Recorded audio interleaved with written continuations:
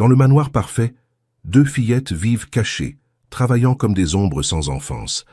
La belle-mère fait semblant d'être une mère, mais les transforme en servantes derrière des portes closes. Un retour inattendu révèle au père ce que ses yeux n'ont jamais voulu voir. Les petites mains de Béatrice tremblaient alors qu'elle tentait de tenir le seau d'eau qui semblait peser plus lourd que son propre corps de 7 ans. Le liquide sale éclaboussait le sol en marbre de l'hôtel particulier, laissant des marques sombres qu'elle savait devoir nettoyer à nouveau. À côté d'elle, sa sœur jumelle, Isabelle, frottait le même pan de couloir pour la 3e fois, le dos courbé dans une position qu'aucun enfant ne devrait connaître. Le soleil n'était pas encore levé, mais les fillettes étaient déjà réveillées depuis 2 heures. Il en avait toujours été ainsi, aussi loin qu'elles s'en souviennent. Se réveiller à 4 heures du matin, quand la maison dormait encore en silence, et commencer la longue journée de nettoyage qui ne s'achèverait que lorsque les étoiles brilleraient à nouveau dans le ciel. Béatrice regarda Isabelle, remarquant les cernes violets sous ses yeux marrons, identiques aux siens. Toutes deux avaient perdu du poids ces dernières semaines, leurs uniformes de nettoyage, de vieux t-shirts et des shorts délavés, devenant de plus en plus larges sur leur corps frêle. Leur belle-mère, Éléonore, avait encore réduit leur nourriture, prétextant qu'elles étaient paresseuses et ne méritaient pas 3 repas par jour. L'estomac d'Isabelle gargouilla bruyamment dans le silence du couloir et Béatrice sentit sa propre poitrine se serrer. Elle n'avait mangé qu'un morceau de pain sec la veille au soir, se partageant la miette qu'Éléonore avait jetée sur le sol de la cuisine comme si elles étaient des chiens. C'est ainsi que cette femme les traitait, comme des animaux qu'il fallait domestiquer par la faim et la peur. Éléonore de la Roche avait épousé Robert Lefebvre 3 ans plus tôt, juste après la mort de la mère des jumelles.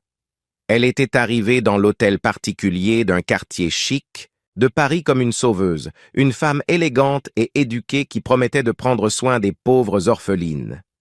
Robert, consumé par la douleur de la perte de sa femme et étouffé par les engagements de son entreprise d'import-export, avait cru trouver la solution parfaite. Comme il se trompait, Béatrice se souvenait vaguement de comment c'était avant.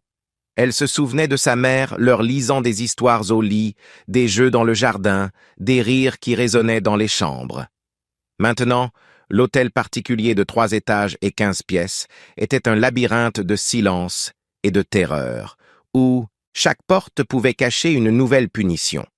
Le son de talons hauts résonna dans le couloir, et les 2 fillettes se recroquevillèrent instinctivement.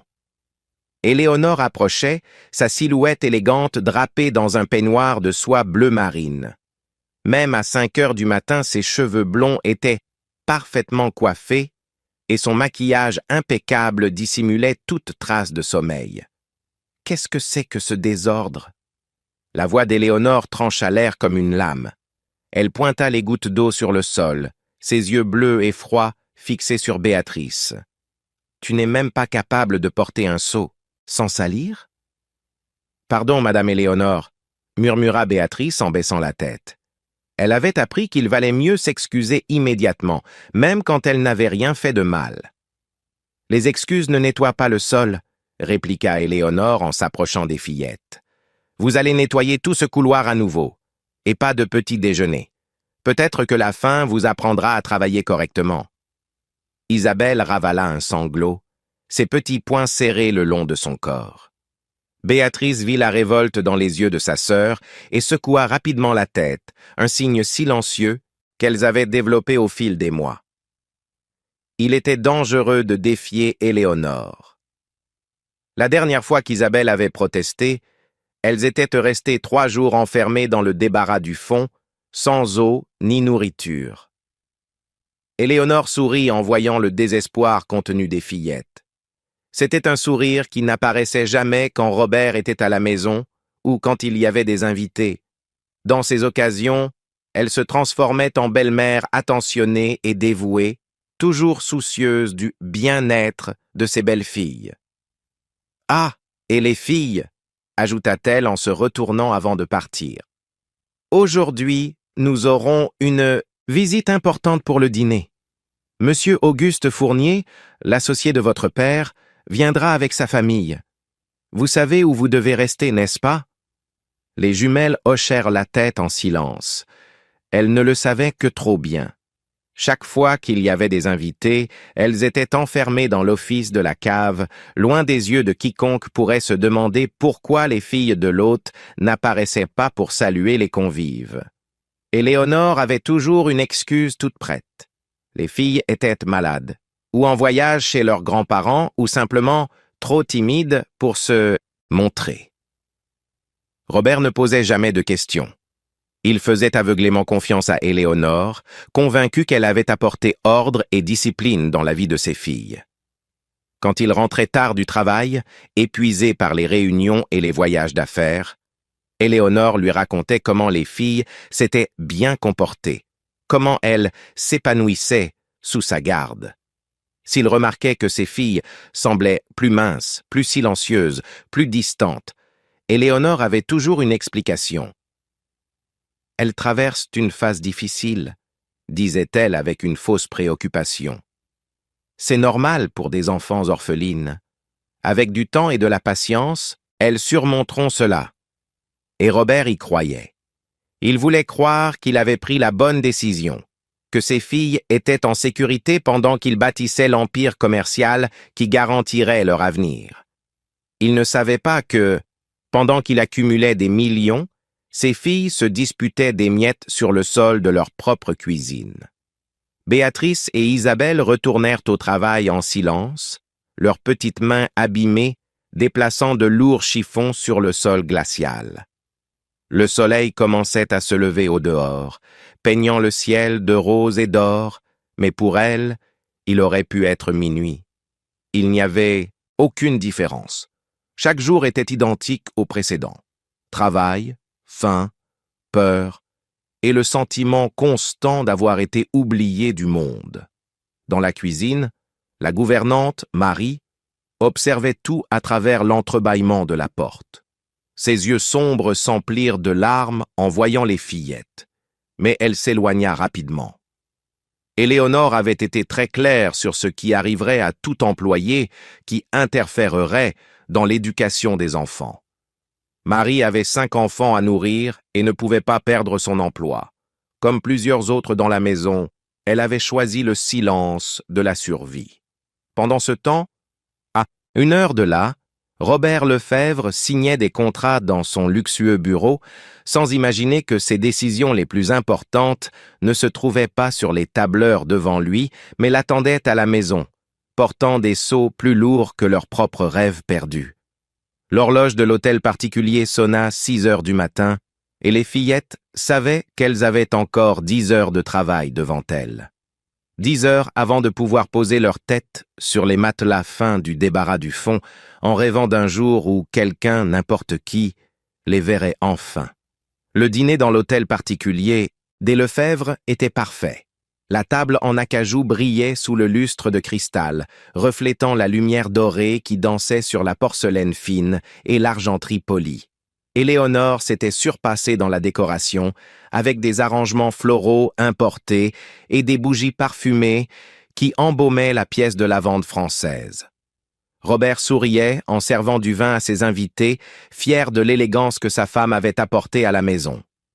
Auguste Fournier, son plus ancien associé, complimentait la décoration, tandis que sa femme, Carmen, admirait la robe de soie qu'Éléonore portait. « Où sont vos filles, Robert ?» demanda Carmen en regardant autour d'elle. « J'ai toujours entendu dire que vous aviez d'adorables jumelles. Nous aimerions beaucoup les rencontrer. » Éléonore ne perdit pas son sang-froid, souriant avec le naturel de quelqu'un qui avait répété ce mensonge des centaines de fois. « Ah, les filles ont attrapé un virus cette semaine. Elles se reposent dans leur chambre. Vous savez ce que c'est? Les enfants sont très abattus quand ils tombent malades. J'ai préféré ne pas les déranger. »« Quel dommage, » murmura Carmen avec une inquiétude sincère. « Si vous avez besoin de quoi que ce soit, un médicament ou un médecin, dites-le-moi. J'ai une excellente pédiatre. »« C'est très gentil de votre part, » répondit Éléonore en échangeant un regard complice avec Robert. « Mais elles vont déjà mieux. Demain, Elles joueront à nouveau dans le jardin. Robert hocha la tête, confiant dans la version de sa femme. Il croyait vraiment que Béatrice et Isabelle étaient bas des malades. Après tout, Éléonore avait mentionné qu'elles avaient de la fièvre le matin, avant qu'ils ne partent au travail. Ce qu'il ne savait pas, c'est qu'à ce moment précis, ses filles étaient enfermées dans l'office humide de la cave, assises sur le sol froid en ciment, écoutant les rires et les conversations qui venaient de l'étage. Béatrice serrait Isabelle dans ses bras, qui tremblaient de froid et de faim. Elle n'avait rien mangé depuis la veille au matin, quand Éléonore avait jeté quelques vieux biscuits par terre en guise de punition pour avoir travaillé lentement. L'estomac d'Isabelle faisait des bruits forts, échos douloureux dans le petit office sombre. « J'ai tellement faim !» chuchota Isabelle, ses larmes mouillant l'épaule de Béatrice. « Pourquoi elle nous fait ça? Qu'est-ce qu'on a fait de mal ?» Béatrice sentit son propre cœur se briser. Comment expliquer à sa sœur qu'elle n'avait rien fait de mal? Comment faire comprendre à une enfant de 7 ans que certaines personnes étaient simplement cruelles? Elle-même ne le comprenait pas entièrement. Elle savait seulement qu'elle devait protéger Isabelle d'une manière ou d'une autre. « Elle est méchante », murmura Béatrice, ses propres larmes commençant à couler. « Mais ça va passer. Il faut que ça passe. » À l'étage, le dîner se poursuivait dans une ambiance festive. Robert parlait de ses derniers contrats d'importation, enthousiasmé par les chiffres records qu'il avait atteints. Auguste le félicitait pour son succès, tandis que leurs épouses discutaient de la prochaine soirée de charité du club. « Robert, vous êtes un homme chanceux, » dit Auguste en levant son verre de vin. « Des affaires prospères, une femme magnifique et dévouée, des filles en bonne santé. Que peut vouloir de plus un homme ?» Robert sourit, se sentant vraiment béni. « Éléonore a transformé notre maison. Les filles ont gagné une mère dévouée, et j'ai gagné une compagne qui s'occupe de tout avec tant de soin. » Éléonore baissa modestement les yeux, jouant à la perfection le rôle de la belle-mère aimante. Robert exagère. Je fais simplement ce que n'importe quelle mère ferait. Béatrice et Isabelle sont des filles merveilleuses. Elles ont juste besoin de discipline et d'amour dans la juste mesure. Dans l'office, Isabelle se mit à tousser. C'était une toux sèche et persistante qui avait commencé la semaine précédente et qui empirait chaque jour. Béatrice savait que sa sœur tombait vraiment malade, mais il n'y avait aucun moyen de demander de l'aide.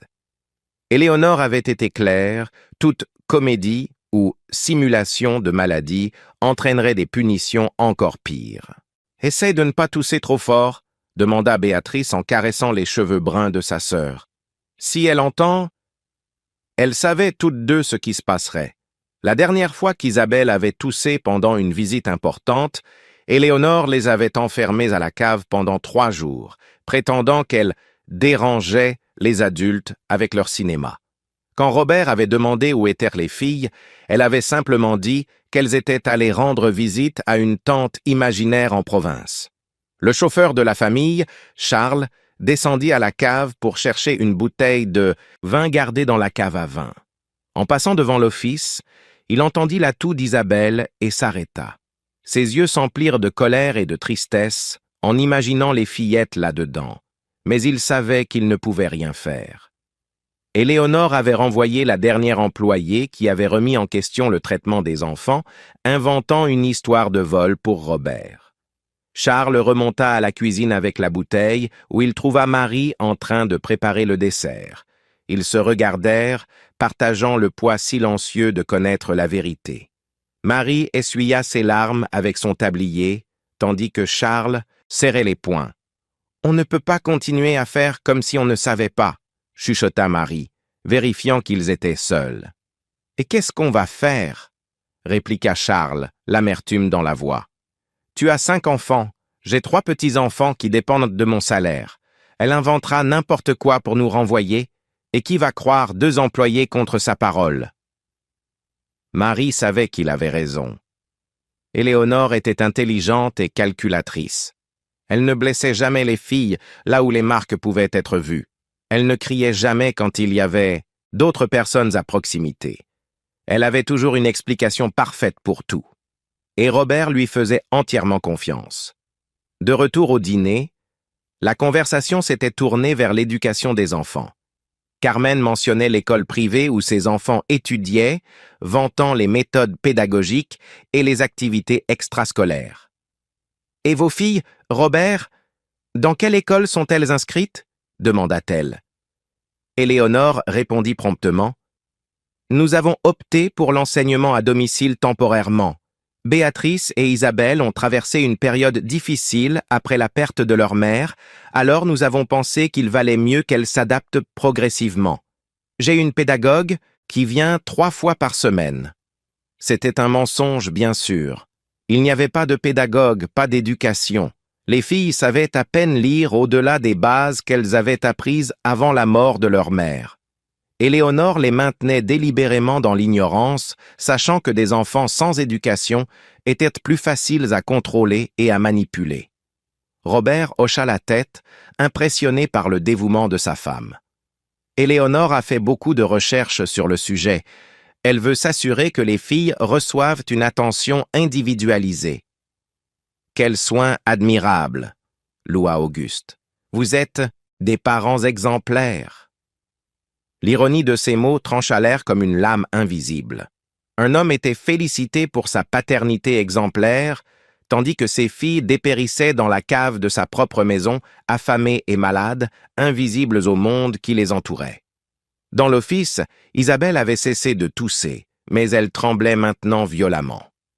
Béatrice réalisa que sa sœur avait de la fièvre, sa peau était chaude au toucher. La panique commença à l'envahir.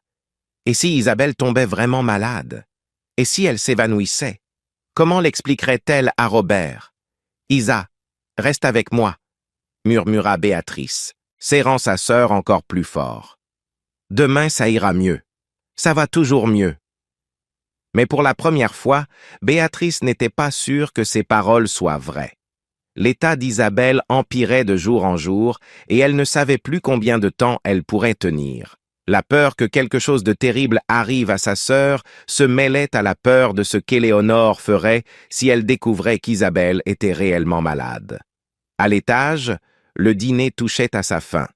Les invités prirent congé avec des éloges chaleureux pour l'hospitalité du couple, promettant de rendre l'invitation bientôt. Robert les accompagna jusqu'à la porte, fier de la soirée parfaite qu'ils avaient offerte. Éléonore sourit et fit un signe de la main jusqu'à ce que la voiture d'Auguste disparaisse au coin de la rue. Puis, son sourire s'effaça comme un masque qu'on retire. Elle se tourna vers Robert, qui fermait la porte, toujours souriant. « Je vais voir les filles, » dit-il en se dirigeant vers les escaliers. « Je veux voir comment elles se sentent. » Éléonore sentit un frisson la parcourir. Elle devait penser vite. « Robert, attends !» appela rapidement Éléonore, son esprit tournant à plein régime. « Elles doivent être en train de dormir. Tu sais comme les enfants sont irritables quand on les réveille au milieu de la nuit. Et si tu allais les voir demain matin ?» Robert s'arrêta sur la première marche de l'escalier, considérant les paroles de sa femme. « Tu as raison. Je ne veux pas les déranger si elles se reposent. » Il se retourna et sourit à Éléonore. « Tu penses toujours à tout. » Éléonore força un sourire, mais son cœur battait la chamade. Elle savait qu'elle devait sortir les filles de la cave avant que Robert ne décide de vérifier les chambres le lendemain matin.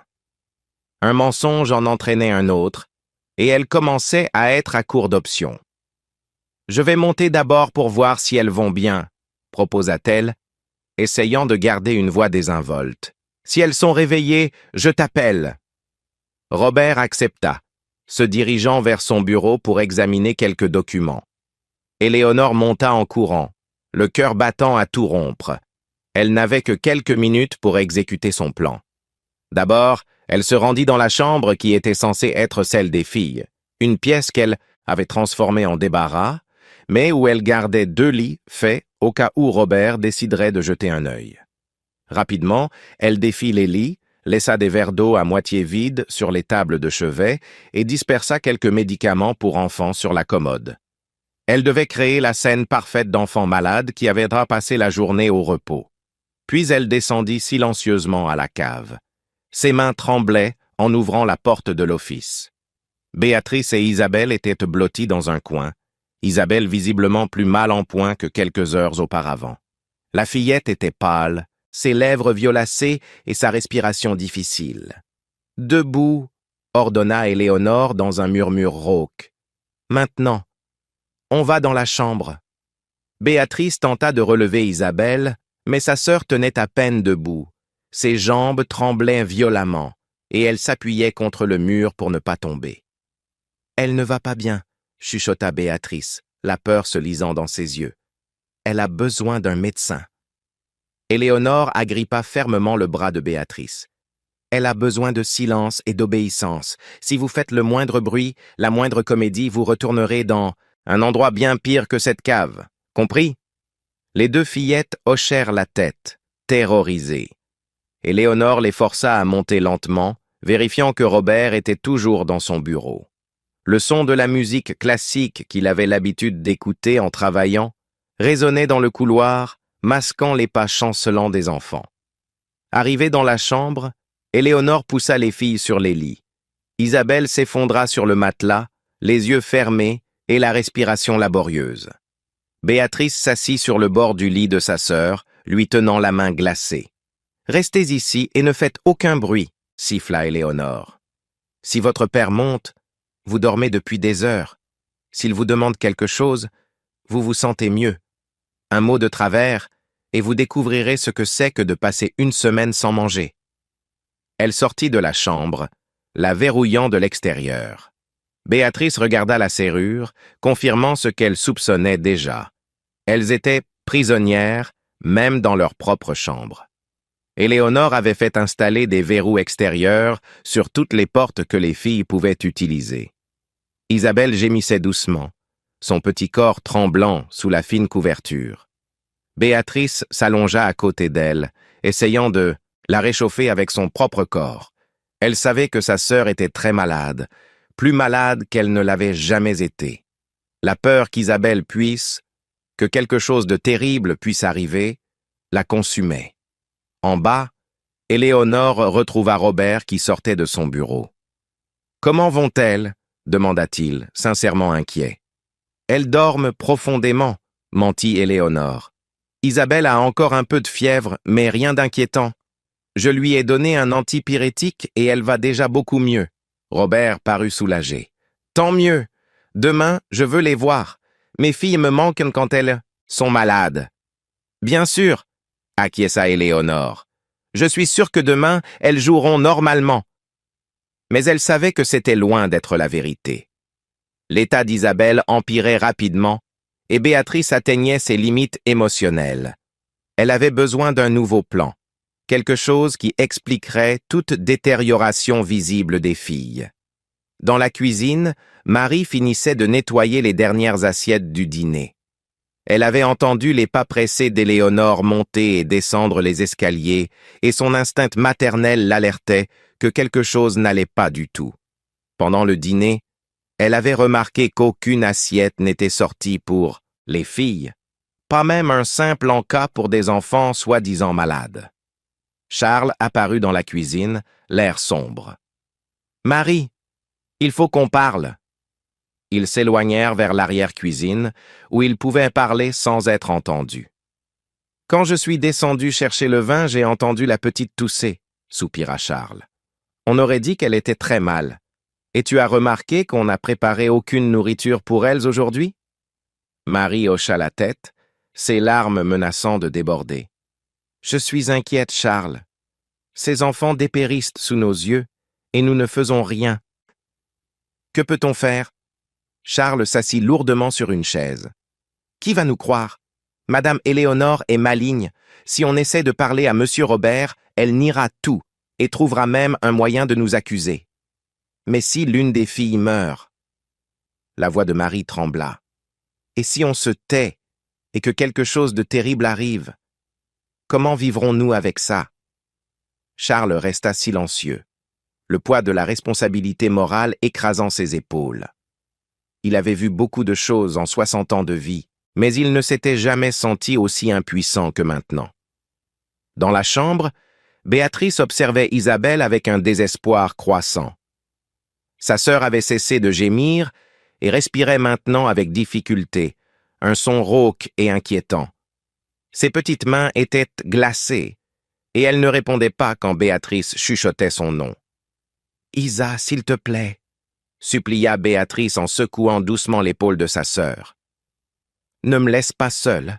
S'il te plaît, reste avec moi. » Isabelle ouvrit les yeux avec effort, sa voix n'étant qu'un faible murmure. « Béa, je n'y arrive pas. » La panique s'empara de Béatrice. Elle savait qu'elle devait faire quelque chose. Mais quoi? Si elle criait à l'aide, Éléonore arriverait la première, et elle serait punie pour faire du cinéma. Mais si elle ne faisait rien, Isabelle pourrait... Elle ne pouvait même pas achever sa pensée. En bas, Robert se préparait à dormir, ignorant la crise qui se déroulait à l'étage.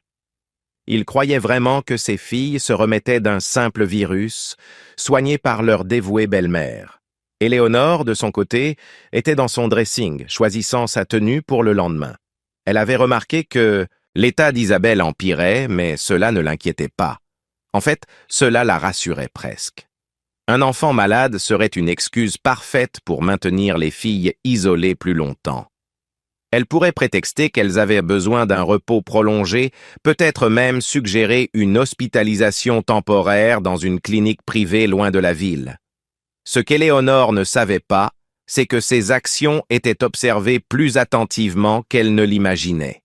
Charles avait commencé à noter discrètement les horaires et les comportements étranges qu'il remarquait dans la maison. Marie gardait des restes de nourriture dans ses propres placards, prévoyant un moyen de nourrir les filles sans qu'Éléonore ne le découvre. Et ailleurs dans la ville, Carmen Fournier ne pouvait sauter de l'esprit la conversation du dîner. Quelque chose dans la façon dont Éléonore avait parlé de ses belles-filles la dérangeait. La femme avait semblé étrangement froide en mentionnant les filles, sans l'affection naturelle qu'une mère montrerait en parlant de ses enfants malades. Le lendemain matin, Robert se réveilla, déterminé à voir ses filles. Elles lui avaient manqué pendant le dîner, et il voulait s'assurer qu'elles se rétablissaient bien. Il se dirigea vers la chambre des filles, avant même de prendre son café, impatient de les voir. Quand il ouvrit la porte, il trouva Béatrice assise sur le lit, tenant la main d'Isabelle. Elles étaient toutes deux réveillées, mais semblaient encore plus fragiles que la dernière fois qu'il les avait vues. Isabelle parvenait à peine à lever la tête, et Béatrice avait des cernes profonds sous les yeux. « Papa !» chuchota Béatrice, sa voix chargée d'une émotion que Robert ne parvint pas à déchiffrer complètement. C'est alors qu'il regarda vraiment ses filles. Vraiment. Et ce qu'il vit fit commencer à s'effondrer son monde.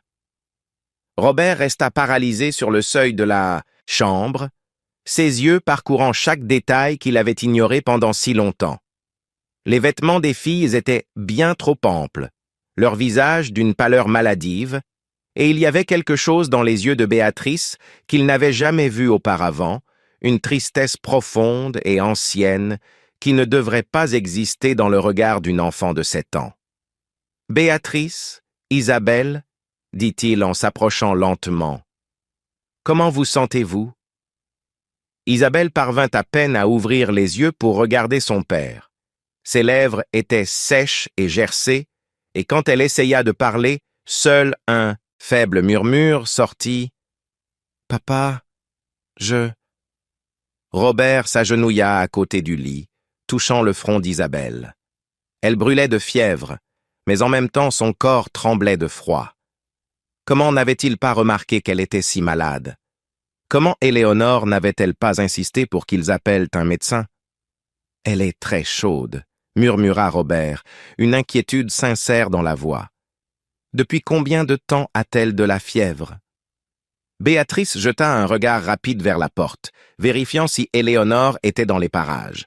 Quand elle vit qu'ils étaient seuls, ses mots sortirent dans un flot désespéré. « Papa, elle est malade depuis des jours. Elle tient à peine debout. Elle n'a presque rien mangé, et la nuit, elle transpire beaucoup et dit des choses bizarres. » Robert fronça les sourcils. « Comment ça, presque rien mangé? Éléonore m'a dit que vous mangiez normalement, juste avec moins d'appétit à cause du virus. Le silence qui suivit fut chargé de tension. Béatrice regarda Isabelle, puis de nouveau son père, ses yeux s'emplissant de larmes. Robert pouvait voir qu'elle luttait intérieurement, comme si elle pesait une décision très difficile. « Papa, » commença-t-elle d'une voix tremblante.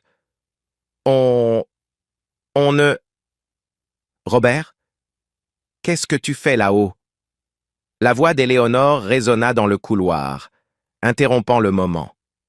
Ses pas rapides montaient l'escalier, et en quelques secondes, elle apparut sur le seuil de la chambre avec un sourire forcé. « Je suis venu voir comment vont les filles, » expliqua Robert, toujours agenouillé près du lit d'Isabelle. « Isabelle a une très forte fièvre. Je pense qu'on devrait appeler le docteur Henry. » Éléonore entra dans la chambre avec des mouvements calculés, se positionnant entre Robert et les filles. « Oh, chérie, tu exagères. C'est juste un petit virus d'enfant. Je lui ai déjà donné un antipyrétique ce matin. » Robert se releva, mais continua de regarder ses filles avec une inquiétude croissante. « Éléonore, regarde-les. Elles ont l'air différentes. Plus minces, plus pâles. Quand ont-elles mangé un repas complet pour la dernière fois? Hier soir, mentit rapidement Éléonore. Elles ont mangé de la soupe et des biscottes. Les enfants malades ont toujours moins d'appétit, tu sais. Béatrice ouvrit la bouche comme pour protester, mais Éléonore lui lança un regard si féroce et, menaçant que la fillette se recroquevilla et baissa la tête. Robert remarqua la réaction de Béatrice et un sentiment de malaise commença à grandir en lui. « Béatrice, » dit-il doucement, « tu veux me dire comment tu te sens ?» La fillette regarda nerveusement entre son père et Éléonore. « Je vais bien, papa.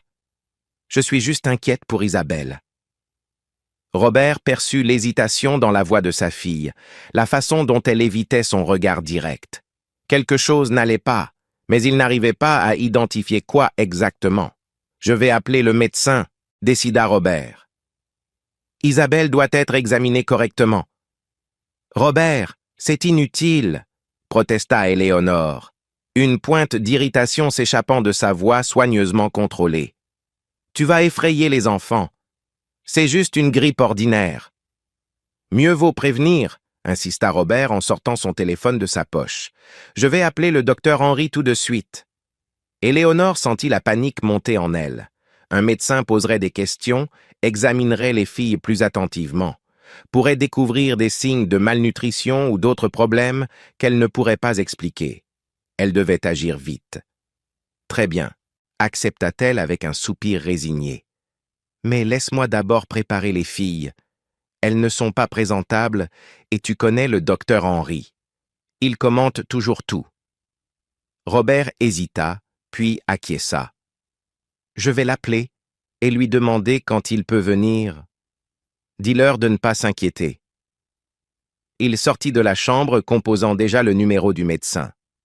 Dès que ses pas s'éloignèrent dans le couloir, Éléonore se tourna vers les filles avec une fureur contenue qui les fit toutes deux se recroqueviller. « Si vous dites un seul mot au médecin sur quoi que ce soit d'autre que votre maladie, » siffla-t-elle entre ses dents serrées, « vous découvrirez ce que c'est que de passer un mois enfermés à la cave. Un mois entier, sans voir la lumière du jour, sans nourriture chaude, sans rien. Et je dirai à votre père que vous êtes des menteuses et des perturbées, que vous inventez des histoires pour attirer l'attention. » Isabelle gémit faiblement, et Béatrice lui serra la main avec force. « Elle a besoin d'aide, » chuchota Béatrice, rassemblant son courage. « Elle est très malade. »« Elle fait semblant, » répliqua froidement Éléonore. « Vous êtes toutes les deux trop habituées à faire du cinéma. Quand le médecin arrivera, vous direz que vous avez la grippe, que vous avez bien mangé hier et que je me suis très bien occupé de vous. Autre chose, et les conséquences seront terribles. » En bas, Robert parlait au docteur Henry, qui accepta de venir examiner Isabelle dans les 2 heures.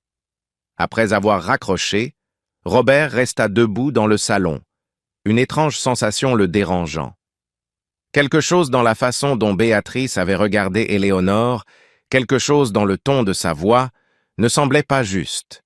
Il remonta, mais cette fois s'approcha de la chambre en silence. À travers la porte entr'ouverte, il entendit la voix basse et menaçante d'Éléonore parler aux filles. Il ne distingua pas les mots exacts, mais le ton était complètement différent de la voix douce et attentionnée qu'elle utilisait en sa présence. Robert sentit un frisson le parcourir. Il poussa doucement la porte, entrant sans être remarqué. Éléonore était penchée sur le lit d'Isabelle, son doigt pointé vers le visage de la fillette malade, son expression un masque de froideur qu'il n'avait jamais vu. « Hein, si vous ouvrez la bouche sur quoi que ce soit, disait-elle quand elle remarqua la présence de Robert. Instantanément, son expression se transforma, le faux sourire revenant sur son visage comme un interrupteur qu'on actionne. « Oh, Robert !» dit-elle en se redressant rapidement. « Je disais juste aux filles de ne pas être nerveuses pour la visite du médecin. » Robert l'observa un long moment, son esprit traitant ce qu'il venait de voir. Le contraste entre l'Éléonore qu'il avait vue une seconde plus tôt et celle qui se tenait devant lui maintenant était troublant. « Le docteur Henry arrive dans 2 heures, » l'informa-t-il, sa voix plus froide que d'habitude. « Je vais rester avec les filles jusqu'à son arrivée. » Éléonore cligna des yeux, surprise. « Tu n'as pas besoin de te déranger, chérie. Je suis sûr que tu as du travail. Je m'occupe d'elle. »« Aujourd'hui, je ne suis pas pressé, » répondit Robert en tirant une chaise près du lit d'Isabelle. « Ça fait longtemps que je n'ai pas passé de temps de qualité avec mes filles. » La tension dans la chambre était palpable. Éléonore savait qu'elle ne pouvait plus protester sans éveiller les soupçons, mais la présence de Robert compliquait tout. Elle ne pouvait pas continuer à intimider les filles, et elle ne savait pas si elles auraient le courage de dire la vérité maintenant que leur père était là. « Je vais préparer une tisane pour Isabelle, » murmura-t-elle en sortant de la chambre d'un pas rigide. Quand ils furent seuls, Robert se rapprocha de ses filles. « Béatrice, je veux que tu sois complètement honnête avec moi. Y a-t-il quelque chose que vous ne me dites pas sur ce que vous ressentez? Sur la façon dont vous avez été traitée ?» Béatrice regarda la porte fermée, puis Isabelle qui était presque inconsciente de fièvre. Ces mots sortirent dans un murmure désespéré. « Papa, on a peur. »« Peur de quoi, ma fille ? » ?»« Peur. Peur d'elle. » Robert sentit son monde commencer à s'effondrer en voyant les larmes couler sur le visage de Béatrice, et il réalisa que sa fille ne parlait pas de la peur de la maladie ou du médecin. Elle parlait de la peur de sa propre belle-mère. « Peur d'elle ?» Robert répéta les mots de Béatrice, sentant un frisson parcourir son échine. « Béatrice, de quoi avez-vous peur exactement? Éléonore ne vous a rien fait de mal, n'est-ce pas? » Béatrice regarda nerveusement la porte, ses mots sortant en chuchotant. « Papa, elle n'est pas comme tu le penses. Quand tu n'es pas là, elle... » La porte s'ouvrit brusquement, et Éléonore entra, portant un plateau avec une tisane et des biscuits. Son sourire était parfait, mais Robert remarqua comment Béatrice se recroquevilla immédiatement en la voyant. « J'ai apporté une tisane à la camomille pour Isabelle, » annonça Éléonore en posant le plateau sur la table de chevet. « Ça aidera à faire baisser la fièvre. Et quelques biscuits, au cas où elles auraient faim. » Robert observa attentivement, tandis qu'Éléonore s'approchait d'Isabelle avec la tisane. La fillette ouvrit les yeux et, en voyant sa belle-mère, une expression de pure terreur traversa son visage.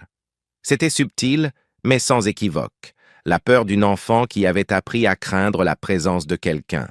« Isabelle n'est pas obligée de boire si elle ne veut pas, » dit doucement Robert, remarquant comment la fillette tremblait en acceptant la tasse.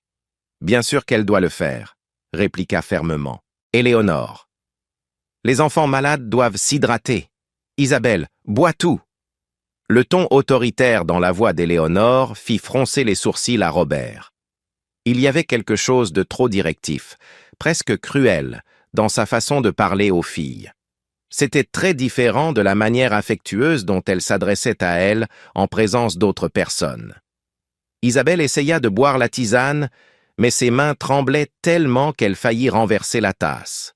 Béatrice se leva rapidement pour l'aider, et Robert nota comment elles se déplaçaient toutes les deux, avec une prudence excessive, comme si elles s'attendaient constamment à une réprimande. « Laisse-moi t'aider », proposa Robert, mais Éléonore le devança. « Ne te dérange pas, chérie. Elles peuvent le faire seules. Béatrice, tiens-la correctement. Isabelle, arrête de faire semblant d'être plus faible que tu ne l'es vraiment. » Les mots d'Éléonore tranchèrent l'air comme une lame. Robert la regarda avec surprise. « Faire semblant? Éléonore, elle est clairement très malade. » « Les enfants exagèrent quand ils veulent de l'attention, » répondit Éléonore avec un rire forcé. « Tu sais comme les filles peuvent être théâtrales. » Robert ne le savait pas. En fait, il réalisait qu'il ne savait presque rien de la véritable nature ou du comportement de ses filles. Il avait tellement fait confiance à Éléonore qu'il s'était éloigné de leur quotidien, croyant qu'elles étaient entre de bonnes mains. Le son de la sonnette retentit dans la maison, annonçant l'arrivée du docteur Henry. Robert se leva. « Je vais lui ouvrir. »« J'y vais, » dit rapidement Éléonore. « Reste avec les filles. » Mais Robert sortait déjà de la chambre. « Non, j'y vais. Je veux lui parler d'abord. » Éléonore resta immobile, le regardant sortir avec une expression d'anxiété croissante. Dès que Robert disparut dans le couloir, elle se tourna vers les filles, les yeux brillants d'une colère contenue. « Je vous avais prévenu, » siffla-t-elle entre ses dents. « Si vous dites quoi que ce soit au médecin qui ne concerne pas votre maladie. »« S'il vous plaît, » supplia Béatrice, ses larmes coulant maintenant librement. « Isabelle a vraiment besoin d'aide. Elle arrive à peine à rester éveillée. »« Elle fait semblant, » insista froidement Éléonore. « Vous êtes toutes les deux des menteuses nées, mais si vous pensez que vous allez réussir à me nuire avec votre petit théâtre... » En bas, Robert accueillit le docteur Henry à la porte. Édouard Henry était le médecin de famille depuis plus de 10 ans. Un homme de 60 ans, aux cheveux grisonnants et aux manières douces. Il s'était occupé des filles depuis leur naissance et connaissait Robert bien avant son mariage avec Éléonore. « Robert, comment vont-elles » demanda le médecin en prenant sa mallette médicale dans la voiture. « Je suis inquiet, Édouard » admit Robert tandis qu'ils montèrent les escaliers. « Isabelle a une forte fièvre depuis des jours, d'après ce qu'Éléonore m'a dit, mais... » « Il y a autre chose. Elles ont l'air différentes, plus minces, plus effrayées. Je ne sais pas comment l'expliquer. » Le docteur Henry s'arrêta au milieu de l'escalier. « Effrayé? Effrayé de quoi ?» Robert hésita. « Je ne sais pas exactement. C'est peut-être juste la maladie, mais Béatrice a dit quelque chose à propos de la peur. Et quand je les regarde, c'est comme si elle s'attendait constamment à être réprimandée pour quelque chose. » Le médecin hocha la tête, pensif. Au cours de ses années d'expérience, il avait appris à reconnaître des signes subtils qui indiquaient parfois des problèmes familiaux plus profonds. « Allons les voir. » Quand ils entrèrent dans la chambre, ils trouvèrent Éléonore assise sur la chaise, à côté du lit, avec une expression de préoccupation maternelle parfaitement jouée. Les filles étaient silencieuses, Béatrice tenant la main d'Isabelle. « Docteur Henry » salua Éléonore avec un soulagement apparent. « Heureusement que vous êtes venu. Isabelle a un petit virus qui ne passe pas. » Le médecin s'approcha du lit et sourit gentiment à Isabelle. « Bonjour, ma petite. Comment te sens-tu » Isabelle jeta un regard rapide à Éléonore avant de répondre d'une voix faible. « J'ai de la fièvre, docteur. » Le docteur Henry remarqua le regard d'Isabelle en direction d'Éléonore avant de parler. C'était un comportement qu'il avait déjà observé chez des enfants contraints ou intimidés. Il décida de procéder à son examen avec plus d'attention que d'habitude. « Je vais devoir l'examiner complètement, » dit-il. « Robert, vous pouvez rester. Mais peut-être serait-il préférable que... » « Éléonore, pourriez-vous nous laisser un moment d'intimité » Parfois, les enfants sont plus à l'aise pour parler de leurs symptômes quand il y a moins d'adultes dans la pièce. Éléonore ouvrit la bouche pour protester, mais Robert hochait déjà la tête. « C'est une bonne idée. Éléonore, laissons le docteur Henry travailler. »« Je préfère rester, » insista Éléonore. « En tant que leur mère, je pense qu'il est important que j'assiste. »« Belle-mère », la corrigea doucement mais fermement Robert. « Et le docteur Henry connaît les filles depuis leur naissance. Elles seront bien. » À contre-cœur, Éléonore sortit de la chambre, non sans avoir lancé un dernier regard d'avertissement aux filles. Le docteur Henry ne manqua pas ce détail. « Alors, Isabelle » commença-t-il gentiment, en vérifiant sa température. « Depuis combien de temps te sens-tu mal ?»« Quelques jours, » répondit faiblement Isabelle. « Et as-tu bien mangé? Bu beaucoup de liquide ?» Isabelle regarda Béatrice, puis son père, ses larmes commençant à couler. « C'est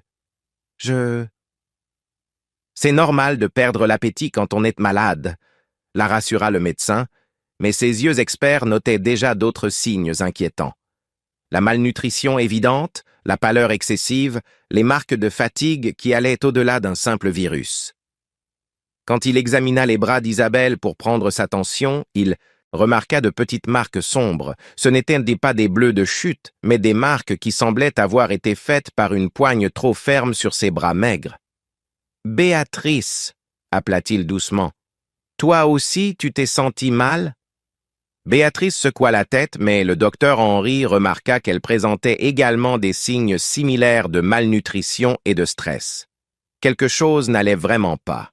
« Robert, » dit le médecin calmement, « j'ai besoin de vous parler. En privé. » Robert acquiesça, comprenant à la gravité du ton du médecin qu'il ne s'agissait pas d'un simple virus. Il sortira de la chambre, laissant les filles seules un instant. Dans le couloir, le docteur Henry alla droit au but. « Robert, depuis combien de temps n'avez-vous pas vraiment observé vos filles? Je veux dire, passer du temps seul avec elles, sans la présence d'Éléonore? » Eh bien, j'ai été très occupé par le travail, admit Robert, un sentiment de malaise grandissant en lui. Éléonore m'assurait toujours qu'elles allaient bien. Pourquoi? Qu'avez-vous trouvé? Isabelle n'est pas seulement malade, Robert, elle est dénutrie. Toutes les deux le sont. Et il y a des signes qui m'inquiètent. Des marques qui suggèrent qu'elle pourrait être. Le médecin hésita, choisissant ses mots avec soin. Maltraitée. Robert sentit le monde tourner autour de lui. Maltraitée? Comment ça? Je dois poser quelques questions aux filles sans la présence d'Éléonore. Et Robert, j'ai besoin que vous soyez prêt à la possibilité que la situation dans votre maison soit très différente de ce que vous imaginez. Robert sentit ses jambes flageoler. Maltraitée? Édouard, vous êtes sûr? Éléonore m'a toujours dit qu'elles étaient difficiles, qu'elles avaient besoin de discipline, mais... Robert, regardez vos filles, l'interrompit gentiment le docteur Henry. Regardez-les vraiment. Isabelle a perdu au moins 5 kilos depuis sa dernière consultation. Béatrice présente des signes de stress chronique, des cernes de quelqu'un qui ne dort pas bien depuis des mois, et toutes deux réagissent avec une peur excessive à la présence d'Éléonore. Robert se passa les mains dans les cheveux, essayant de digérer les paroles du médecin. « Mais elles ne m'ont jamais rien dit, si elles souffraient. » Les enfants maltraités parlent rarement, expliqua le docteur Henry.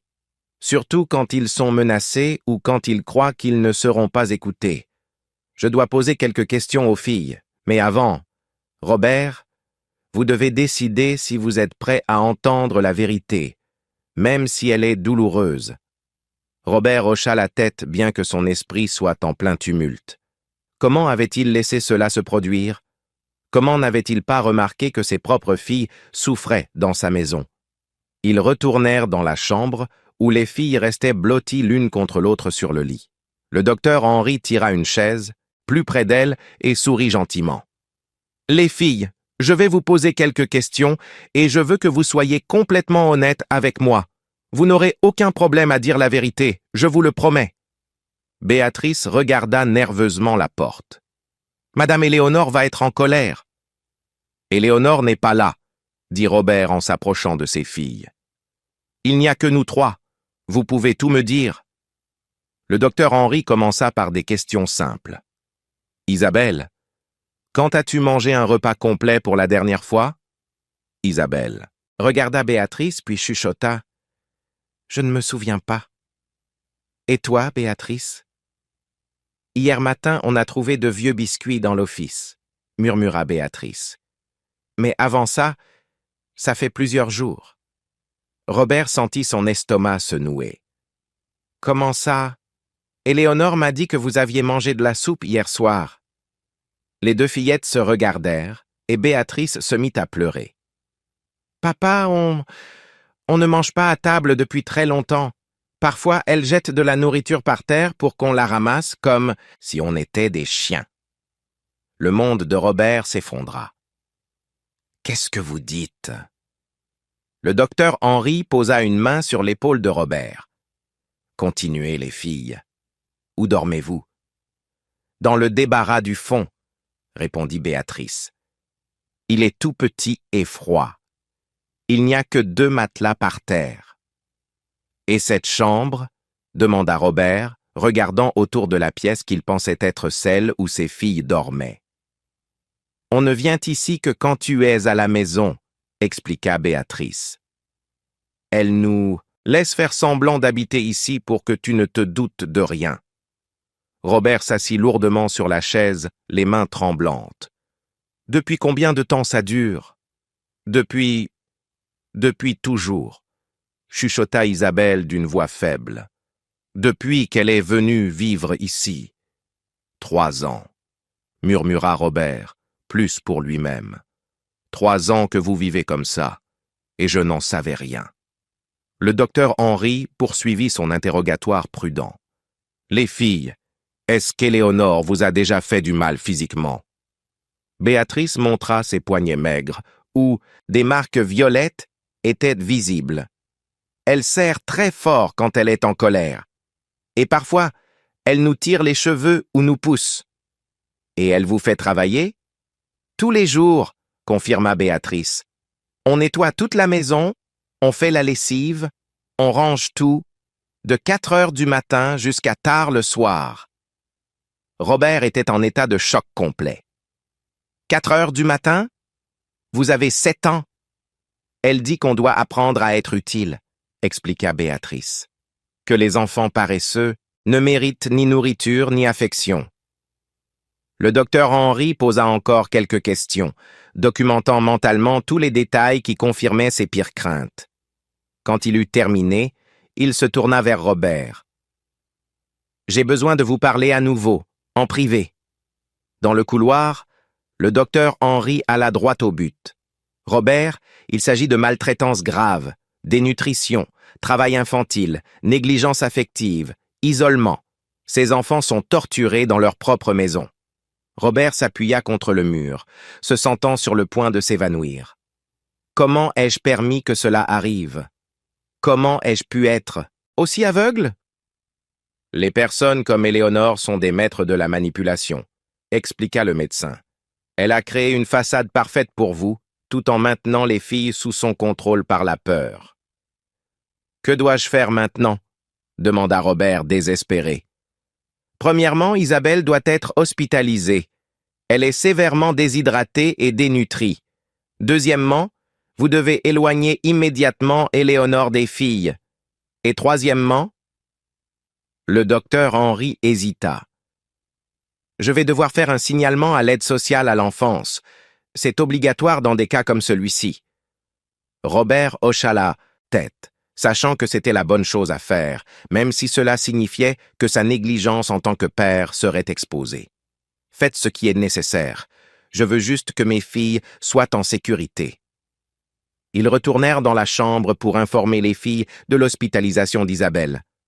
La fillette était si faible qu'elle protesta à peine, se contentant de serrer la main de Béatrice avec force.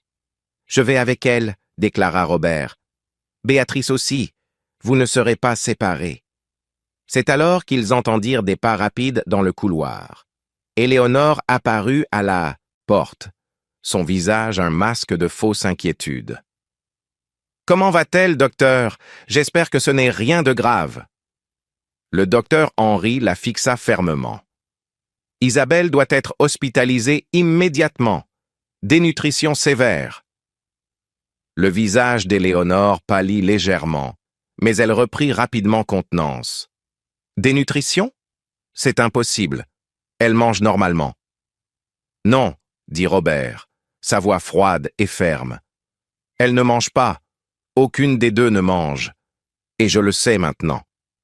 Éléonore regarda Robert, puis le médecin, réalisant que sa façade s'était effondrée. Robert, que se passe-t-il? Les fils ont dit quelque chose. Tu sais comme les enfants peuvent inventer des histoires. Assez, l'interrompit Robert en se levant.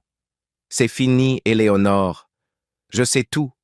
Le débarras, la faim, le travail forcé, tout. Éléonore tenta une dernière carte. Robert, tu laisses un médecin étranger te manipuler contre moi. Ces filles sont problématiques. Elles l'ont toujours été. J'ai essayé de les éduquer de la meilleure façon possible. Les éduquer?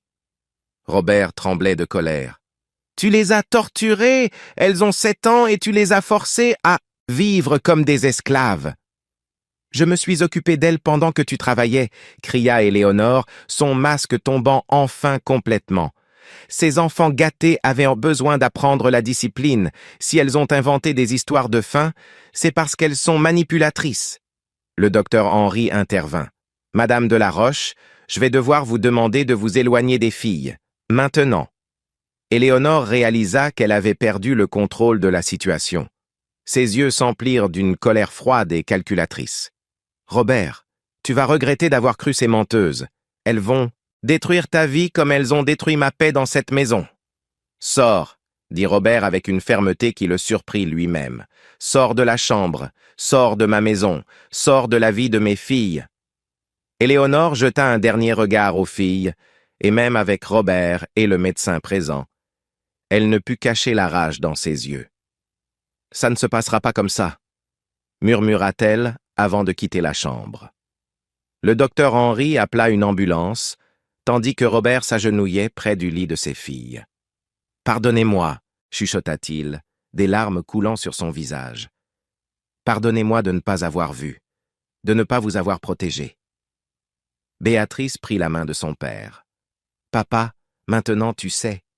Maintenant tu peux nous aider. » Mais sur le seuil de la chambre, aucun d'eux ne remarqua qu'Éléonore s'était arrêtée pour écouter la conversation. Ses yeux brillaient d'une détermination dangereuse. Si elle devait tout perdre, elle s'assurerait que Robert perdrait aussi. Elle savait exactement comment utiliser le système judiciaire à son avantage, et elle formulait déjà un plan pour faire de Robert le véritable coupable de toute cette situation. La guerre pour la vérité ne faisait que commencer. L'hôpital Necker-Enfants Malades était animé ce mercredi après-midi lorsque l'ambulance arriva avec Isabelle. Robert tenait la main de Béatrice tandis qu'il parcourait les couloirs blancs, l'odeur de désinfectant se mêlant au son constant des moniteurs et aux voix basses du personnel soignant. Isabelle fut immédiatement emmenée dans une salle d'urgence où une équipe médicale commença à l'évaluer. Robert observait à travers la vitre, voyant sa fille si petite et fragile, entourée de médecins et d'infirmières, connectée à des perfusions et des moniteurs qui enregistraient chaque battement de son cœur affaibli. « Monsieur Lefebvre ?» Une infirmière s'approcha avec un dossier à la main. « Je dois vous poser quelques questions sur les antécédents médicaux d'Isabelle. » Robert tenta de répondre, mais réalisa avec horreur qu'il ne savait presque rien de la santé de ses filles ces dernières années. Quand avait eu lieu leur dernier vaccin? Quand étaient-elles allées chez le dentiste? Quel genre de nourriture aimaient-elles? Il n'en avait aucune idée. « Je suis désolé, » murmura-t-il honteux. « Je ne connais pas ces informations. C'est ma femme qui s'occupait d'elle. » L'infirmière le regarda avec une expression mêlant compréhension et inquiétude. Le docteur Henry avait déjà appelé l'hôpital pour expliquer la situation. « Ne vous inquiétez pas, monsieur. Nous allons faire tous les examens nécessaires. » Béatrice tira sur la manche de la chemise de son père. Papa, est-ce qu'Isabelle va aller bien? Robert s'agenouilla pour se mettre à la hauteur de sa fille, voyant ses yeux remplis de peur. Elle va aller bien, ma petite. Les médecins vont s'occuper d'elle. Mais au fond de lui, Robert n'était sûr de rien. Le docteur Henry avait été clair sur la gravité de l'état d'Isabelle, dénutrition sévère, déshydratation, anémie possible. Comment une enfant de 7 ans avait-elle pu en arriver là sans qu'il s'en aperçoive? Une assistante sociale de l'hôpital, Florence Olivier, s'approcha d'eux. C'était une femme d'une quarantaine d'années, aux cheveux bruns attachés en chignon et aux yeux doux, mais que Robert perçut immédiatement comme étant aussi très observateur. « Monsieur Lefebvre, je suis Florence Olivier, assistante sociale de l'hôpital. Nous devons parler de la situation des filles. » Robert hocha la tête, sachant que ce moment viendrait. « Bien sûr. Béatrice. Et si tu allais à la salle de jeu pendant que nous discutons? » Béatrice secoua la tête avec véhémence. « Je ne veux pas m'éloigner de toi, papa. J'ai peur que quand je reviendrai, tu ne sois plus là. » Les mots de Béatrice transpercèrent le cœur de Robert comme un couteau. Elle avait peur qu'il l'abandonne, comme cela s'était produit tant de fois quand Éléonore l'isolait de lui. « Je ne bougerai pas d'ici, » promit Robert, en s'asseyant sur une chaise et en prenant Béatrice sur ses genoux. « Vous pouvez parler devant elle, Madame Olivier. Béatrice a besoin d'entendre que je suis de son côté. » Florence acquiesça et s'assit en face d'eux. « Le docteur Henry m'a transmis quelques informations sur la situation à la maison. J'ai besoin de mieux comprendre comment cela a pu se produire et durer si longtemps sans que vous le sachiez. » Robert prit une profonde inspiration. « Je travaillais beaucoup. Je partais tôt. Je rentrais tard. Éléonore me disait toujours que les filles allaient bien, qu'elles étaient difficiles, mais qu'elles s'en occupaient. J'ai eu entièrement confiance en elles. Quand avez-vous passé une journée entière avec vos filles pour la dernière fois? » Robert réfléchit, essayant de se souvenir. La réponse le remplit d'une profonde honte. « Je ne m'en souviens pas. Peut-être il y a 1 an ou plus. » « Et l'école? Suiviez-vous leurs résultats scolaires? » Éléonore disait qu'elles étudiaient à la maison avec une tutrice privée. Je n'ai jamais remis cela en question. Florence prit quelques notes. « Monsieur Lefebvre, je vais être direct. L'aide sociale à l'enfance va ouvrir un dossier. Ce qui est arrivé à vos filles relève de la négligence grave et même si vous n'étiez pas au courant des détails, en tant que père, vous avez la responsabilité de leur bien-être. » Robert hocha la tête, les larmes commençant à couler sur son visage. « Je sais, j'ai échoué avec elles. Mais maintenant, je veux tout faire correctement. Je veux m'occuper d'elles, les protéger. Cela sera évalué, » dit doucement Florence.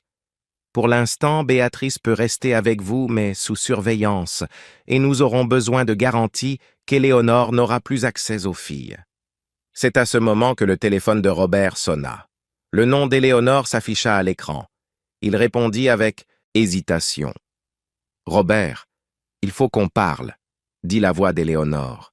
Mais il y avait quelque chose de différent dans son ton, une froideur calculatrice qu'il n'avait jamais entendue auparavant. « Nous n'avons rien à nous dire, Éléonore. C'est fini. Je pense que tu voudras entendre ce que j'ai à dire, » répliqua-t-elle. « Je suis avec mon avocat en ce moment. Il est très intéressé de savoir comment un père peut être si négligent au point de laisser ses filles en arriver à cet état. » Robert sentit un frisson le parcourir. « De quoi parles-tu? » « Je parle d'un homme qui a abandonné ses jeunes filles pour travailler de manière obsessionnelle, qui ne s'est jamais intéressé à leur quotidien, qui ne savait même pas qu'elles étaient malades. Un homme qui est le véritable responsable de tout ce qui s'est passé. » Robert comprit ce qu'elle faisait. Éléonore essayait d'inverser le récit, de rejeter toute la faute sur lui. « Tu sais que c'est un mensonge, » dit Robert, essayant de garder une voix basse pour ne pas effrayer Béatrice. « Vraiment? J'ai 3 ans de preuves de ta négligence, Robert. Des témoins de ton absence constante, de ton désintérêt pour les filles. Et maintenant, Quand ta femme dévouée a essayé de s'occuper d'elle seule et que tu as enfin prêté attention, tu décides de la faire passer pour la méchante afin de cacher tes propres manquements. Robert raccrocha les mains tremblantes. Florence avait observé toute la conversation et remarqua son trouble. « Des problèmes ?» demanda-t-elle. « Éléonore est avec un avocat. Elle va essayer de me faire porter toute la responsabilité. » Florence soupira. « Malheureusement, c'est courant dans ce genre de cas, mais nous avons des preuves médicales claires de la maltraitance. » Les paroles des filles elles-mêmes. Cela compte beaucoup. Cet après-midi-là, tandis qu'Isabelle recevait des soins médicaux intensifs, Robert ne quitta pas Béatrice d'une minute. Ils mangèrent ensemble à la cafétéria de l'hôpital. Béatrice dévora la nourriture comme si elle n'en avait jamais vu autant, ce qui brisa encore plus le cœur de Robert. « Papa, » dit Béatrice en buvant son 3e verre de jus, « tu promets que tu ne laisseras plus jamais Madame Éléonore revenir ?»« Je te le promets, » dit Robert en prenant les petites mains de sa fille. « Elle ne s'approchera plus jamais de vous. » Mais même en faisant cette promesse, Robert savait que la lutte était loin d'être terminée. Éléonore était intelligente et manipulatrice. Elle avait passé 3 ans à construire une image de belle-mère dévouée, tandis qu'il s'était montré un père absent, devant un tribunal qui paraîtrait le plus coupable. Cette nuit-là, Robert dormit sur la chaise à côté du lit d'Isabelle, tenant la main de Béatrice, qui avait insisté pour rester à l'hôpital aussi. C'était la première nuit en 3 ans que les filles dormaient vraiment protégées, mais Robert savait que ce n'était que le début d'une bataille bien plus grande. Le lendemain matin, lorsque Robert se réveilla avec le cou endolori par une mauvaise nuit de sommeil, il trouva Florence qui l'attendait avec une expression sombre.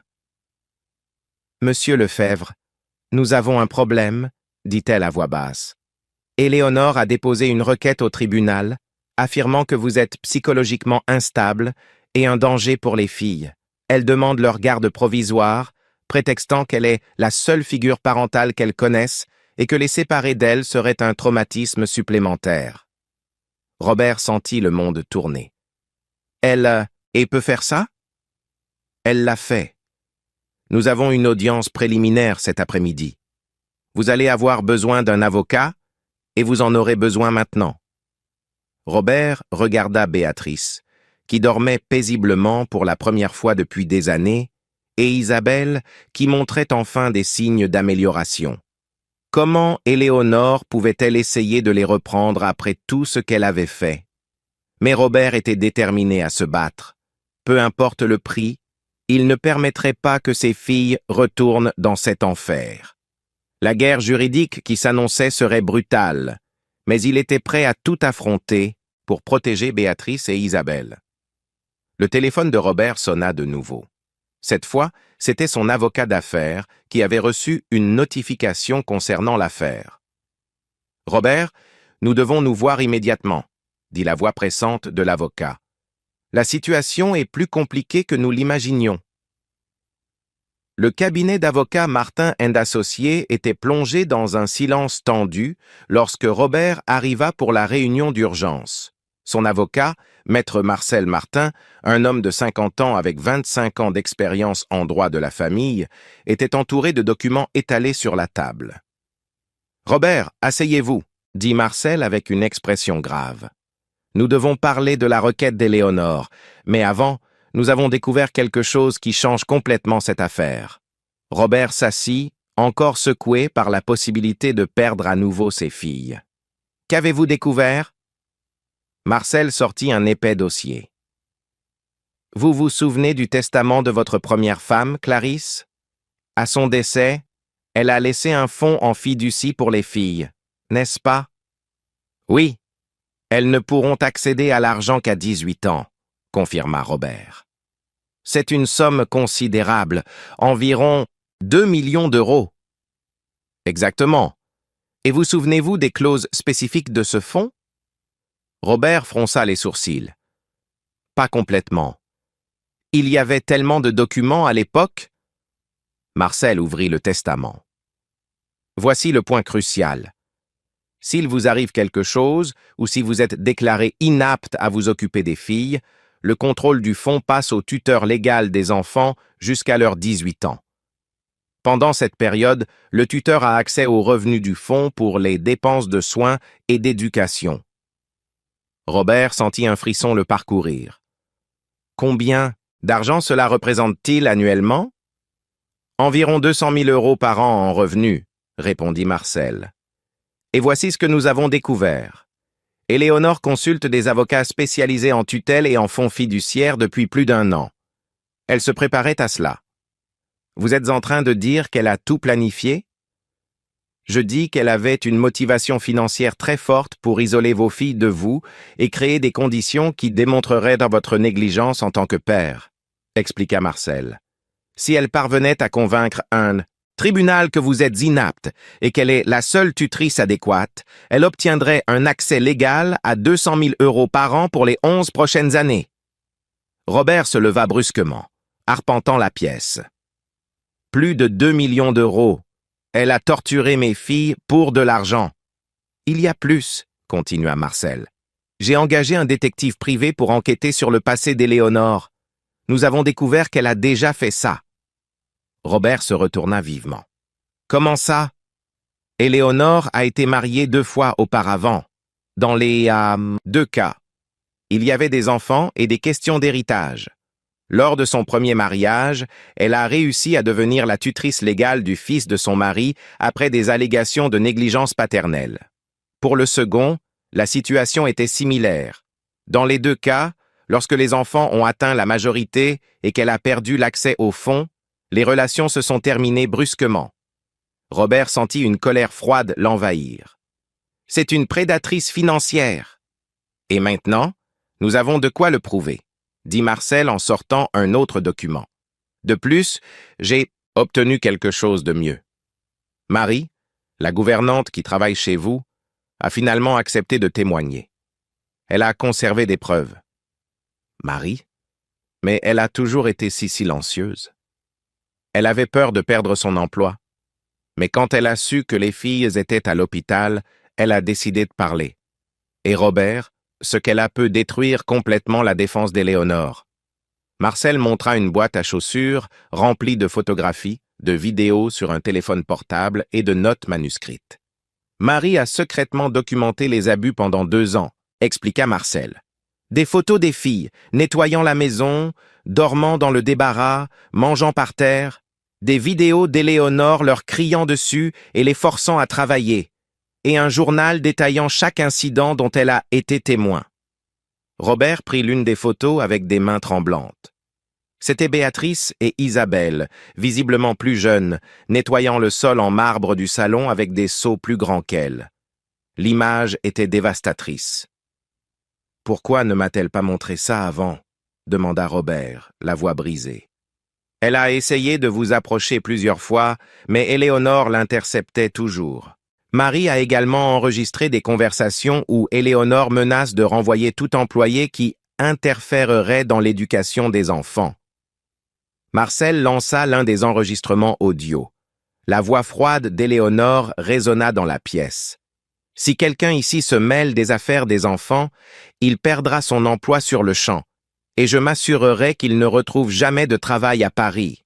Ces filles doivent apprendre la discipline, et ceux qui ne sont pas d'accord peuvent partir maintenant. » « Il y a plus, » continua Marcel. Charles, le chauffeur, a également décidé de parler.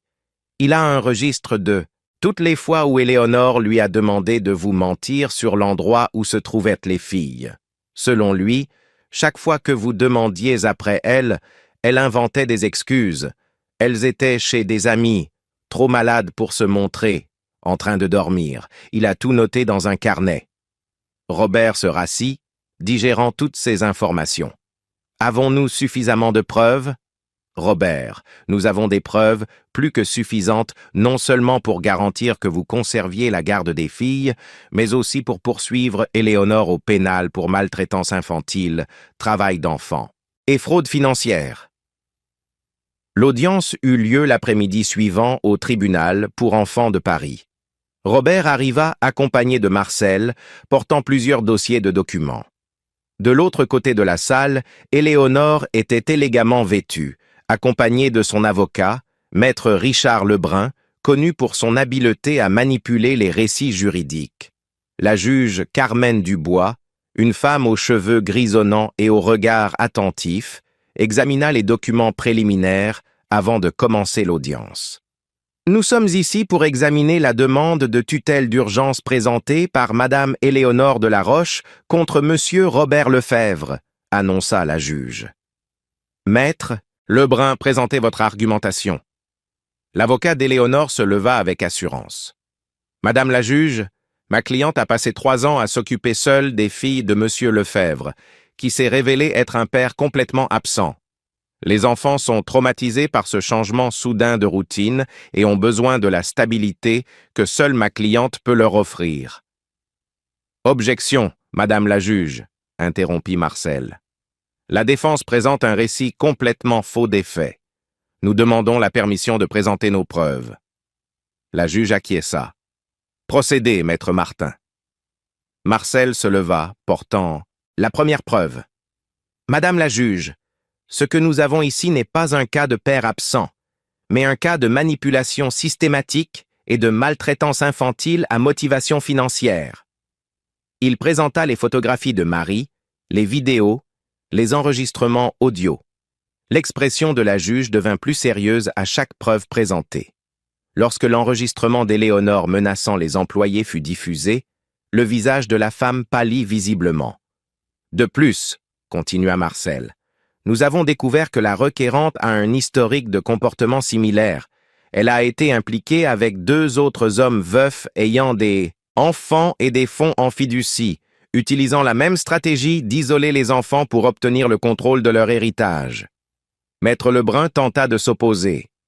Madame la juge, ce sont des spéculations. Ce ne sont pas des spéculations, l'interrompit Marcel en présentant les documents du détective. Nous avons des registres publics de tutelle dans les 2 autres cas, suivis de rupture de relation dès que l'accès aux fonds a cessé. La juge étudia les documents pendant plusieurs minutes en silence. Madame de la Roche, souhaitez-vous répondre à ces allégations? Éléonore se leva, essayant de garder son sang-froid, mais son masque de belle-mère dévouée se fissurait clairement. Madame la juge, ces accusations sont absurdes. J'aimais ces enfants comme mes propres filles. Alors pourquoi? Demanda fermement la juge. Existe-t-il un enregistrement de votre consultation d'avocat sur la tutelle et les fonds fiduciaires 14 mois avant cette requête? Éléonore resta silencieuse, son visage perdant toute couleur. Et pourquoi? Continua la juge. Avons-nous des preuves photographiques et vidéos d'enfants de 7 ans effectuant de lourds travaux domestiques sous votre supervision? Marcel présenta. La preuve finale? Madame la juge, nous demandons que le témoignage des victimes elles-mêmes soit entendu. Isabelle Lefebvre se remet à l'hôpital, mais Béatrice Lefebvre est présente et souhaiterait vous parler en privé. La juge accepta d'entendre Béatrice dans une salle privée, en présence uniquement d'une psychologue spécialisée. 30 minutes plus tard, elles revinrent. Le visage de la juge était clairement bouleversé. Considérant toutes les preuves présentées et le témoignage de la mineure, annonça la juge, ce tribunal rejette catégoriquement la demande de tutelle de Madame Éléonore de la Roche. De plus, j'ordonne qu'elle soit immédiatement éloignée de tout contact avec les mineurs Béatrice et Isabelle Lefebvre. Éléonore se leva brusquement. C'est une erreur. Ces enfants vont souffrir sans moi. Madame de la Roche, dit froidement la juge, je vous recommande de chercher un avocat pénaliste. Le ministère public sera informé de cette affaire en vue d'éventuelles poursuites pour maltraitance infantile et fraude. Robert ressentit un immense soulagement lorsque la décision fut annoncée. Enfin, ses filles étaient vraiment protégées. 6 mois plus tard, Robert était assis dans le jardin de sa nouvelle maison, une maison plus petite et plus chaleureuse, observant Béatrice et Isabelle jouer sur la balançoire. Les filles s'étaient physiquement remises, avaient pris du poids et des couleurs. Plus important encore, elles souriaient à nouveau. Isabelle courut vers lui, ses cheveux bruns brillants au soleil.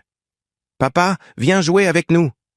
Robert sourit, fermant l'ordinateur portable sur lequel il ne travaillait plus qu'à mi-temps. « Bien sûr, ma petite. » Béatrice s'approcha et lui prit la main. « Papa, merci de nous avoir sauvés. » Robert s'agenouilla et serra ses deux filles dans ses bras. « Merci de m'avoir appris ce qui compte vraiment. » Éléonore avait été condamnée pour maltraitance infantile et tentative de fraude, purgeant une peine de 3 ans en régime de semi-liberté. Plus important encore, elle ne pourrait plus jamais s'approcher de Béatrice et Isabelle. En regardant ses filles jouer librement, sans peur, sans faim, sans l'ombre de la maltraitance planant sur elles, Robert savait qu'il avait trouvé quelque chose de plus précieux que tout le succès professionnel du monde. Une vraie famille, construite sur l'amour, la protection et la présence. Le soleil se couchait sur Paris, peignant le ciel d'or, et pour la première fois depuis des années, cette maison était véritablement remplie de paix, de rire et d'espoir.